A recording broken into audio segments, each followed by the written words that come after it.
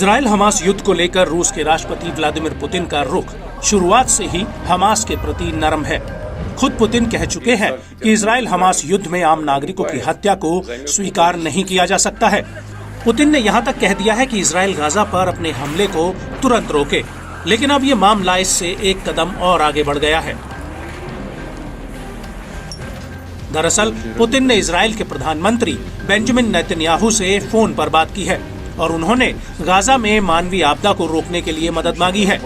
Putin ने Netanyahu के सामने इजराइल फिलिस्तीन युद्ध को खत्म कराने के संबंध में कूटनीतिक और राजनीतिक तरीके से मध्यस्थता कराने की पेशकश की है। पुतिन ने नेतन्याहू से कहा, मौजूदा हालातों को लेकर उनकी ईरान, मिस्र, सीरिया और फिलिस्तीनी अथॉरिटी के नेताओं से बात हुई है।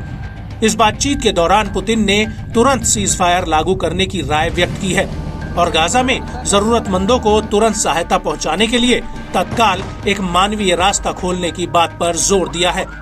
पुतिन ने इजराइल से कहा है कि वो इस बात से गंभीर रूप से चिंतित है कि कहीं ये विवाद एक क्षेत्रीय युद्ध का रूप न ले ले। हालांकि रूस के राष्ट्रपति भवन का कहना है कि पुतिन ने हमास के हमले में मारे गए 1300 से ज्यादा इजरायलियों के प्रति शोक भी व्यक्त किया है, जिनकी हत्या 7 अक्टूबर 2023 को हमास के इस्लामी चरमपंथियों ने कर दी थी।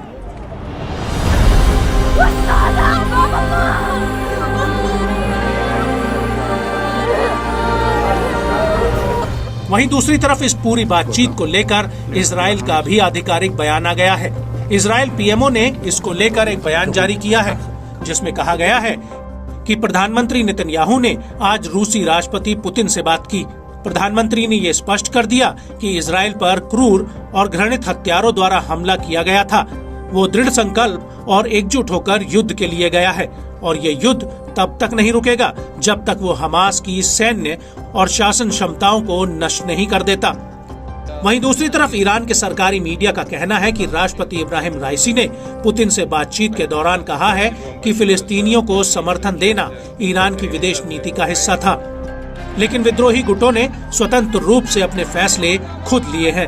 और इसी बीच ईरान के सुप्रीम लीडर अयातुल्ला खामनेई का कहना है कि अगर गाजा में इजराइल के अपराध नहीं रुके तो दुनिया में मुसलमानों और विद्रोही ताकतों को कोई रोक नहीं सकता है। अयातुल्ला के बयान से साफ है कि गाजा पर जमीनी हमले को लेकर इजराइल को धमकी दे रहा है।